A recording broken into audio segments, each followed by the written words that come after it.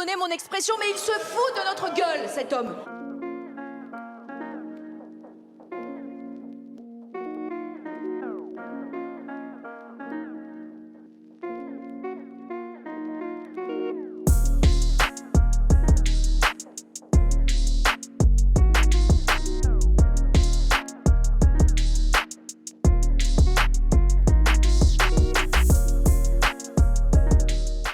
Je voudrais exprimer tout mon soutien et tout notre soutien aux journalistes du Journal du Dimanche.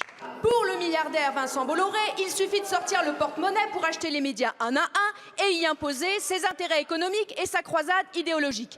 À chaque fois, la même recette. Management autoritaire, intervention directe sur la ligne éditoriale, censure. Partout où il passe, il vire les journalistes qui font du travail de terrain et qui sont attachés à la déontologie pour les remplacer par ces chroniqueurs d'extrême droite. Cet homme qui utilise les médias pour imposer son projet politique. Pardonnez-moi, Madame la Présidente, pardonnez mon expression, mais il se fout de notre gueule, cet homme. Oui, il se joue de notre attentisme.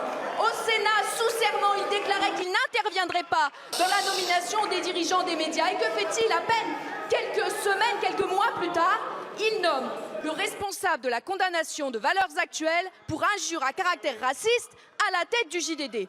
Alors le gouvernement ne peut pas se contenter uniquement d'un tweet de la ministre de la Culture pour exprimer ses regrets. Quand organiserez-vous enfin les états généraux de l'information que vous repoussez depuis plus d'1 an ?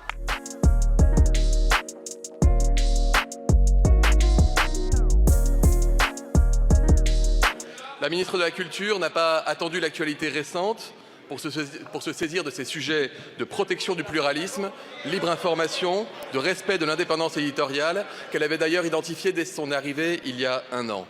En janvier, par exemple, elle a réuni des parlementaires pour engager la réflexion et vous associer aux réflexions sur une évolution de la loi Bloch qui date de 2016 et qui vise à renforcer la liberté, l'indépendance et le pluralisme des médias.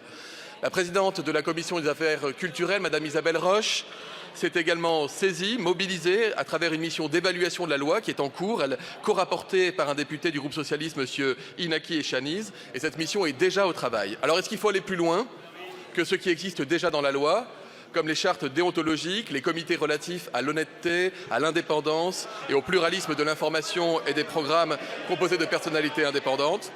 Le droit actuel ne comporte par exemple aucune disposition de nature à garantir l'indépendance des rédactions à l'égard des tentatives d'influence ou d'immixtion de la part d'actionnaires. Je ne doute pas que les travaux et les auditions à venir nous permettront d'avancer ensemble afin de déterminer des évolutions si elles sont nécessaires.